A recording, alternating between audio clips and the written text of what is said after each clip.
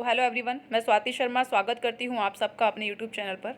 तो जैसा कि आप लोगों को पता है कि हम लोग इंग्लिश की वॉल्यूम 1 जो है कंप्लीट कर रहे हैं, जिसमें हम लोग 8 चैप्टर्स जो हैं वो कंप्लीट कर चुके हैं। आज हम लोग 9th चैप्टर करेंगे, ठीक है, जो है हमारा वर्ब एज अ नाउन। ठीक है, तो वर्ब के बारे में ही हम कुछ एडिशनल चीज़ें पढ़ेंगे और बहुत ही छोटा सा टॉपिक है ये, इसको फटाफट से कंप्लीट कर लेते हैं, ठीक है, और उसके बाद हम आगे बढ़ेंगे। अब मैं जल्दी से जल्दी वीडियोज़ लाने की कोशिश करूँगी आप लोगों के लिए, ठीक है।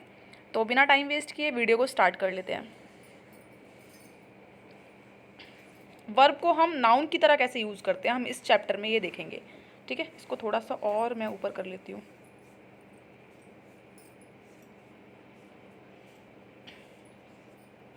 ओके, आइए देखें वर्ब का प्रयोग नाउन के रूप में कैसे हो सकता है। ये 3 प्रकार से हो सकता है, देखते हैं कैसे। पहला है, कुछ वर्ब्स के पहले आर्टिकल लगाने पर ये नाउन बन जाते हैं। हमने पिछले चैप्टर में देखा था, हमने जो चैप्टर किया लास्ट 8 नंबर का, उसमें देखा था हमने कि हम आर्टिकल लगा देते हैं ना किसी वर्ब के आगे तो वो नाउन बन जाता है, ठीक है। दूसरा, वर्ब की फर्स्ट फॉर्म प्लस आईएनजी लगा के हम जेरेंड बनाते हैं, वो भी हमारा क्या है, नाउन की तरह ही काम करता है, फॉर्म में वर्ब नाउन बन जाते हैं, ठीक है। थर्ड क्या है, टू प्लस वर्ब की फर्स्ट फॉर्म इनफाइनाइटिव फॉर्म में भी वर्ब्स को हम नाउन बना सकते हैं, ये बन जाते हैं, ठीक है। लेकिन इन तीनों प्रकार में आने वाले पहले ये देख लें कि हम कब कह सकते हैं कि ये वर्ब नाउन है, ठीक है, ये भी पता होना चाहिए, ठीक है। तो आई थिंक मुझे लग रहा है मुझे ये पूरा कंप्लीट करना पड़ेगा। ओके, ठीक है, इसको पूरा कंप्लीट कर लेते हैं। यहाँ पर देखते हैं, उपरोक्त उदाहरण को देखकर हम ये वाला उदाहरण देख लेते हैं पहले। Neetu Singh teachers English. नीतू सिंह जो हैं वो क्या इंग्लिश पढ़ाती हैं, ठीक है। उपरोक्त उदाहरण को देखकर हम कह सकते हैं कि सब्जेक्ट एवं ऑब्जेक्ट के स्थान पर नाउन का प्रयोग हो रहा है, ठीक है। तो नाउन का प्रयोग हो रहा है यहाँ पर, सॉरी मैं एक बार देख लेती हूँ। हाँ, क्योंकि हम जानते हैं नाउन का अर्थ होता है नाम। ये तो आप सिंपली बता सकते हो कि नीतू सिंह जो है यहाँ पर सब्जेक्ट है, ये तो हमें अच्छे से पता है, ठीक है। वाक्य में सब्जेक्ट और ऑब्जेक्ट के स्थान पर मेरा नाम एवं एक भाषा का नाम है, यानी अगर हम ये साबित कर सकें कि वर्ब भी नाउन के स्थान पर आ सकता है तो ये साबित हो जाएगा कि वह वर्ब नाउन वर्ब है। अब सभी प्रकार को बारी बारी से देखते हैं। बेसिकली इसमें ये बोला है कि हमें ये प्रूव करना है, एक सेकेंड। सो बेसिकली हमें प्रूव करना है कि कोई भी वर्ब नाउन है या नहीं है, ठीक है। तो आगे देख लेते हैं हम एक बार। जब वर्ब के पहले आर्टिकल का प्रयोग हो, ये हम देख चुके हैं, जैसे कि I went for a walk. तो देखो आर्टिकल क्या होते हैं, ए एन और द, ठीक है, THE यहाँ पर लिख नहीं पा रही हूँ मैं। ए एन और द जो होते हैं आर्टिकल होते हैं, ठीक है। तो यहाँ पर हमने वॉक के आगे ए लगा दिया है, तो ये भी आर्टिकल लग गया यहाँ पे, ठीक है। दूसरा example, she has gone to see a play. तो यहाँ पर भी आर्टिकल लग गया है। तो आपको दिख रहा होगा ये दोनों ही आ वॉक आ प्ले क्या है, यहाँ पर नाउन का काम कर रहे हैं। द कनिंग एजेंट टूक मी फॉर अ राइड, इसको हम ऑब्जेक्ट भी बोल सकते हैं, ऑब्जेक्ट का काम कर रहे हैं। आगे देख लेते हैं क्या बोल रहे हैं। Phrase to take someone for a ride का अर्थ है बेवकूफ़ बनाना या वॉक प्ले एवं राइड के पहले आर्टिकल लगाकर उन्हें नाउन बना दिया गया है। यहाँ मैं ये स्पष्ट करना चाहती हूँ कि यह आर्टिकल का एक महत्वपूर्ण गुण है कि वह नाउन के साथ ही प्रयुक्त होता है, इसलिए यहाँ उपरोक्त सभी वर्ब्स जो है नाउन हैं, ठीक है, जैसा कि मैंने आपको बताया अभी। आर्टिकल ए लगा है सबके साथ, ठीक है। तो किसी भी वर्ब के साथ आर्टिकल लग जाता है तो वो नाउन बन जाता है ऑटोमेटिकली, ठीक है।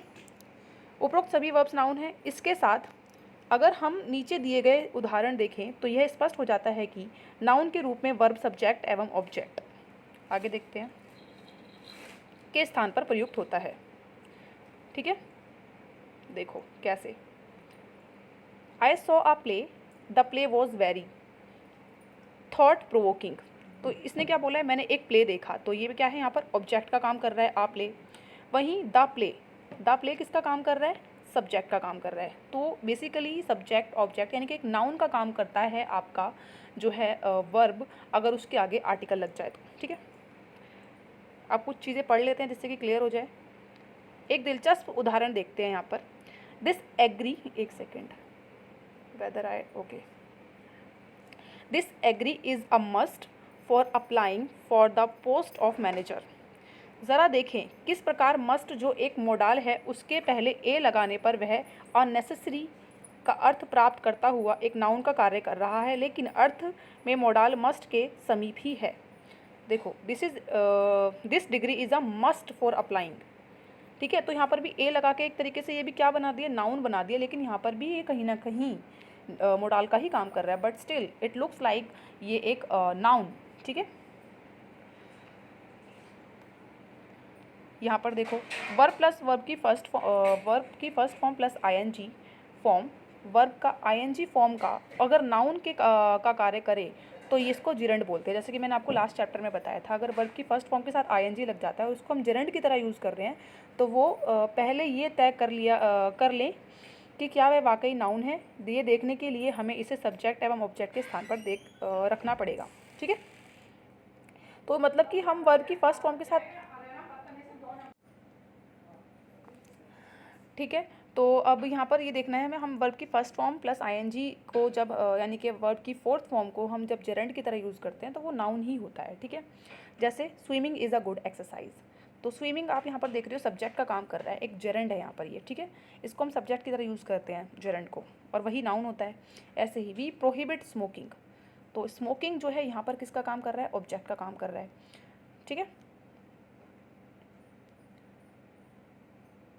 उपरोक्त उदाहरण से यह सिद्ध हो गया है कि नाउन है, ये नाउन है। ठीक है, देखो सब्जेक्ट या ऑब्जेक्ट दोनों ही नाउन होते हैं, तो ये नाउन है, लेकिन फिर इन्हें नाउन वर्ब क्यों कहा जाता है? इसका कारण ये है कि ये ना ही सिर्फ वर्ब का एक फॉर्म बल्कि वर्ब का गुण भी दर्शाता है। वर्ब के गुण हम इस उदाहरण से जांच सकते हैं। ठीक है, आपको पता चल जाएगा कि हमने जेरंड का जो यूज़ किया है एक नाउन की तरह किया है। अगर वर्ब ट्रांजिटिव यानी कि सकर्मक हो तो उसके बाद ऑब्जेक्ट का उल्लेख होना ज़रूरी है, नहीं तो वाक्य का अर्थ स्पष्ट नहीं होता है। ये हम लास्ट चैप्टर में पढ़ चुके हैं। इसके अलावा वर्ब की विशेषता बताने वाला शब्द एडवर्ब होता है। ठीक है, जो वर्ब की विशेषता बताता है वो एडवर्ब होता है। नेक्स्ट देख लेते हैं यहाँ पर क्या बोल रहे हैं। बहुत ही सिंपल सा छोटा सा टॉपिक है जो लास्ट चैप्टर हमने पढ़ा है, उसी को ये थोड़ा सा और अच्छे से क्लियर कर रहा है। जब एक जेरंड के उदाहरण लेकर देखते हैं कि क्या जेरंड नाउन के रूप में आने के बावजूद वर्ब के गुण बनाए रखता है। जेरंड जो है नाउन के रूप में आने के बाद भी वो वर्ब का गुण बनाए रखता है, तो इसको हम देखते हैं कि कैसे देखते हैं। ठीक है, जैसे कि आई प्रेफर वर्किंग हार्ड। ठीक है, इस वाक्य में हार्ड वर्किंग को क्वालिफाई कर रहा है, जो हार्ड है वो वर्किंग को क्वालिफाई कर रहा है, यानी एडवर्ब जेरंड को क्वालिफाई कर रहा है। ठीक है, एडवर्ब जो है यानी कि जो देखो हार्ड जो है ये एडवर्ब है और जो हमारा वर्किंग है ये जेरंड है। ठीक है, ये क्वालिफाई कर रहा है जेरंड को। ठीक है, ये चीज़ें जो है ना क्वालिफाई करना, एडवर्ब वगैरह हम आगे चैप्टर्स में पढ़ेंगे, बट थोड़ा ये चीज़ें आपको दिमाग में रखनी है। He loves playing cricket. ठीक है, तो प्लेइंग क्रिकेट क्या है, प्लेइंग क्या है, यहाँ पर जेरंड है, एक नाउन की तरह यूज़ कर रहे हैं, तो जेरंड की तरह यूज़ कर रहे हैं और क्रिकेट हमारा ऑब्जेक्ट है। ठीक है, अब ओके यहाँ पर एग्जांपल्स दिए हैं, उससे पहले आई थिंक ये ऊपर एक सेकेंड, इसी का आगे एग्जांपल दिया हुआ है यहाँ पर। इस वाक्य में प्लेइंग जो है एक ट्रांजिटिव वर्ब का कार्य कर रहा है, और ट्रांजिटिव वर्ब ये सब क्या होते हैं लास्ट चैप्टर में हम देख चुके हैं। आप पहले लास्ट चैप्टर ज़रूर करके आना, जिसका अर्थ क्रिकेट यानी ऑब्जेक्ट के उल्लेख से स्पष्ट हो रहा है। यानी जेरंड ट्रांजिटिव वर्ब को वर्ब की तरह एक ऑब्जेक्ट की ज़रूरत महसूस कर सकता है। ठीक है, अब हम समझ चुके हैं कि जेरंड को नाउन वर्ब क्यों कहा जाता है। ठीक है, मतलब जेरंड को हम नाउन भी कहते हैं, नाउन वर्ब कहते हैं, सिर्फ वर्ब भी नहीं कह सकते, सिर्फ नाउन भी नहीं कह सकते। ठीक है, लेकिन सबसे महत्वपूर्ण ये जानना है कि कॉम्पिटिटिव एग्जाम्स में जेरंड से प्रश्न कैसे पूछे जाते हैं। देखो हमारा मेन मुद्दा यही है कि जेरंड का यूज़ कहाँ होता है एग्जाम्स में। वे कौन कौन से वर्ब्स हैं जिनके बाद जेरंड का प्रयोग होता है, देख लेते हैं एक बार। यहाँ पर देखो एडमिट, ये कुछ ऐसे वर्ब्स हैं यहाँ पर जिनके बाद जेरंड का यूज़ होता है यूजुअली। ठीक है, जैसे ही एडमिटेड चीटिंग मी। ठीक है, appreciate, I would appreciate your talking softly. Avoid, I avoid travelling by bus. Verb plus accustomed to, he got accustomed to drinking. Verb plus use to के बाद भी लगा सकते हैं, I am use to getting up late. तो मतलब यहाँ पर यूज टू एक हैबिट बता रहा है, हैबिट मतलब एक तरीके से कि मैं यूज टू आदी हो गया हूँ किसी चीज़ का, लेट उठने का आदी हो गया हूँ यहाँ पे। तो आई होप इन सब की हिंदी आपको समझ आ रही होगी, मैं एक बार बता देती हूँ आप लोगों को। उसने अपनी गलती मान ली कि उसने मुझे धोखा दिया, चीट किया, ठीक है। आई would appreciate your talking softly, मतलब आप सॉफ्टली बात करेंगे तो मैं अप्रिशिएट करूँगा। आई अवॉइड ट्रैवलिंग बाय बस, बस से ट्रैवलिंग करना मैं अवॉइड करती हूँ या करता हूँ। इसका मतलब है he got accustomed to drinking, ठीक है। तो आप ये सारी चीज़, एक सेकेंड, ये बार बार पेन क्यों आ रहा है, सॉरी, मेरे इसमें कुछ प्रॉब्लम हो रही है, फ़ोन शायद हैंग हो रहा है या फिर ये एप्लीकेशन ही ठीक से नहीं चल रहा है, ठीक है। ठीक है, तो मैंने बता दिया था आप लोगों को यहाँ तक, ठीक है। ये सब आई होप ये बहुत ही सिंपल इंग्लिश है, आपको सब समझ आ रहा होगा। I am use to getting up late, मुझे लेट उठने की आदत हो गई है। I can't help laughing at his jokes, तो यहाँ पर कांट हेल्प के बाद भी हम यूज़ करते हैं जेरंड का, ठीक है। कंसीडर के बाद भी हम यूज़ करते हैं जेरंड का। आई कंसीडर्ड मूविंग टू मुंबई, ठीक है। टॉलरेट, आई टॉलरेटेड बीइंग शाउटेड एट, ठीक है। तो ये बहुत ही सिंपल सी इंग्लिश है। आई होप आप लोगों को इसका मतलब तो पता ही होगा, क्योंकि वरना वीडियो और लंबी हो जाएगी,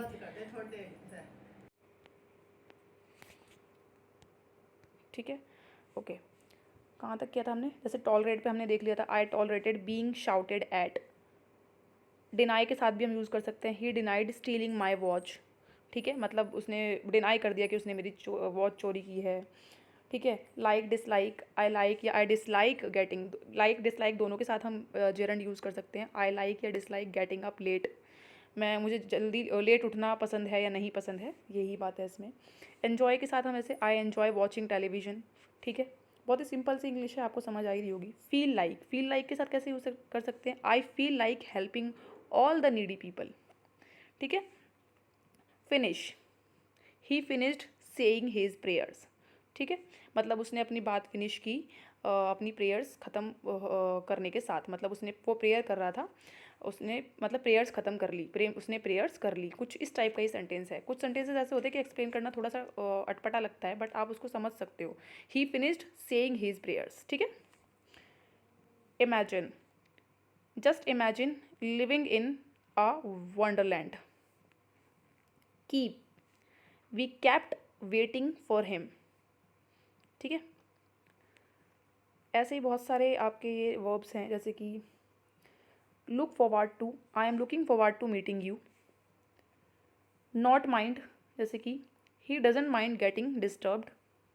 miss, I miss going to India Gate. Postpone, he postpone returning to Delhi. Practise, I practised writing fast. recommend, he recommends taking stairs and not an elevator. Regret, I regret going to party with him. Resent, I resent being ill sometimes, ठीक है। यहाँ पर देख लेते हैं, resist का हो जाएगा, he resisted asking for help. Risk, I risked being all alone at home. Suggest, I suggested staying in a resort. तो बेसिकली क्या है ना कि आपको ये वर्ब्स पता होने चाहिए, इनके मतलब, और ये सेंटेंसेस जो है ना, इनको बार बार आप जो है रीड करो। इससे क्या होगा, एक अंडरस्टैंडिंग डेवलप हो जाएगी आपको कि इस टाइप के सेंटेंसेस बनते हैं, जिससे कि आप एग्जाम्स में, अगर आप एग्जाम में ऐसे जो है सेंटेंसेस देखोगे तो आपके माइंड में ज़रूर क्लिक करेगा कि हाँ, ये सेंटेंस में यहाँ गड़बड़ है और यहाँ नहीं है, ठीक है। तो ये सेंटेंसेस जो यहाँ पर दिए ना एग्जाम्पल्स, ये बार बार रीड करने हैं, अंडरस्टैंडिंग अपने आप डेवलप हो जाएगी, ठीक है। यहाँ पे ही दिया हुआ है, यहाँ पर एडवाइस वगैरह के साथ दिया हुआ है। Advice, doctors advise drinking low fat milk. Can't stand, he could not stand getting insulted. Permit, he don't sorry we don't permit smoking here. Quit, he quit smoking, ठीक है। तो यही सब हैं यहाँ पर एग्जाम्पल्स दिए हुए हैं, इनको बार बार रीड करोगे तो अपने आप ही अंडरस्टैंडिंग डेवलप हो जाएगी। इसमें ना सिर्फ अंडरस्टैंडिंग ही डेवलप करनी है कि कहाँ पर किस तरीके से हम जेरंड का यूज़ कर सकते हैं, ठीक है। वर्ब्स जिनके जेरंड यहाँ पर भी दिया हुआ है, वर्ब्स जिनके बाद जेरंड या इनफाइनाइटिव में से कोई भी आ सकता है, ठीक है। जेरंड भी आ सकता है या इनफाइनाइटिव भी आ सकता है, जैसे कि बिगिन, आई बिगेन प्लेइंग क्रिकेट, या फिर आई बिगेन टू प्ले क्रिकेट। यहाँ पर आपका इनफाइनाइटिव वर्ब भी आ गया, टू प्ले, और आपका जेरंड भी आ सकता है। Continue, I continued working hard, या फिर आप बोल सकते हो I continued to work hard. Hate, I hate getting up early in the morning, या आप ये भी बोल सकते हो I hate to get up early in the morning, ठीक है। Intend, I intend working hard, आप ये भी बोल सकते हो I intend to work hard. ऐसे ही डिसलाइक लाइक का आप ऐसे बोल सकते हो I like going out for a stroll, या आप ऐसे भी बोल सकते हो I dislike to go out alone. ऐसे ही लव के साथ बोल सकते हो आई लव वॉचिंग टेलीविजन, या आप ऐसे भी बोल सकते हो I love to watch television. तो आप यानी कि यहाँ पे टू वॉच या फिर टू का यूज़ करके इन्फाइनेटिव वर्ब का भी यूज़ कर सकते हो। तो दोनों ही अगर आप दोनों ही सेंटेंस बनाते हो तो दोनों ही करेक्ट होंगे, ये नहीं कि इसमें से एक करेक्ट है और एक नहीं है। Neglect, I neglected talking taking care of my health, ठीक है। ऐसे आप बोल सकते हो I neglected to take care of my health. Prefer, I prefer to go to college by bus, I prefer getting up late. Propose, he proposed going to party with me, he proposed going to party with me, आप ऐसे भी बोल सकते हो he propose to go to party with मी। ऐसे ही remember, I remember going to the zoo when I was a kid, या फिर please do remember to post my letter, ठीक है। रिमेंबर के साथ आप टू पोस्ट भी बोल सकते हो और जेरेंट भी लगा सकते हो। Start, I started working hard, आप ऐसे भी बोल सकते हो I started to work hard. आप ऐसे भी बोल सकते हो स्टॉप पे आई स्टॉप्ड प्लेइंग क्रिकेट, या फिर आप बोल सकते हो I stop to play cricket. तो दोनों में से कोई भी सेंटेंस गलत नहीं होगा, दोनों ही सेंस में सेंटेंस सही होगा। बस यहाँ पर आपको एक ये अंडरस्टैंडिंग जो है डेवलप करनी है। बेसिकली एग्जाम में आपके क्वेश्चंस आएंगे और वहाँ पर आपको देखकर बताना है कि ये सेंटेंस जो करेक्ट बना है करेक्ट है या नहीं है, और यही सेंटेंस आप बार बार रीड करोगे तो ये अंडरस्टैंडिंग अपने आप डेवलप हो जाएगी आपकी, ठीक है। इसमें क्या बोला है, see the difference in meaning. The second sentence means I stopped somewhere to play cricket, but the first sentence means action of playing cricket was stopped by me. यहाँ पर आपको एक चीज़ समझनी पड़ेगी, सेकंड सेंटेंस में ये बोला है कि I stop to play cricket, मतलब कहीं पर वो क्रिकेट खेल रहा था और उसने रोक दिया, लेकिन आई स्टॉप्ड प्लेइंग क्रिकेट यहाँ पर बात ये हो रही है कि उसने क्रिकेट खेलना ही छोड़ दिया, ठीक है। तो यहाँ पर थोड़ा डिफरेंस है मीनिंग में, यहाँ पर इसी बात को नोट करने के लिए बोला गया है, ठीक है। कभी कभी सेंस चेंज हो जाता है बस, लेकिन सेंटेंस करेक्ट है, आपको जो एग्जाम में याद रखना है। तो बेसिकली क्या होता है ना कि आपको ये चीज़ें बार बार पढ़नी पड़ेगी, एक बार में तो आपको थोड़ा सा कन्फ्यूजिंग लगेगा ही लगेगा, फॉर श्योर लगेगा, लेकिन ये जो सेंटेंसेस है ये बार बार रीड करोगे तो एक अंडरस्टैंडिंग डेवलप हो जाएगी। और दूसरा, न्यूज़पेपर का आर्टिकल डेली एक रीड करना है जिससे कि और आपकी अच्छी एक अंडरस्टैंडिंग डेवलप हो जाए, ठीक है। और धीरे धीरे आप लोगों को ये चीज़ें बहुत ईजी लगने लग जाएंगी। और ये आगे जो है ये प्रैक्टिस सेट है, आप लोग प्रैक्टिस सेट लगा सकते हैं, 2-4 क्वेश्चन हैं इसके अंदर। आई होप ये वीडियोस जो हैं चल रही हैं आप लोगों के लिए यूज़फुल हैं, और साथ ही साथ मैं पीडीएफ भी अपलोड कर देती हूँ टेलीग्राम चैनल पर। टेलीग्राम चैनल का लिंक भी डिस्क्रिप्शन में है, आप देख सकते हैं। और आप लगे रहिए, मैं भी लगी हुई हूँ आप लोगों के लिए वीडियोज़ अपलोड करने में, ठीक है। आप मोटिवेट करते रहिए तो मैं बनाती रहूँगी। हाँ, मेरी वीडियोज़ में कोई भी प्रॉब्लम लगती है, कोई भी गलती लगती है तो आप मुझे कॉमेंट करके ज़रूर बोलें, मैं आगे चल के उसको इम्प्रूव ज़रूर करूँगी। Thank you so much everyone.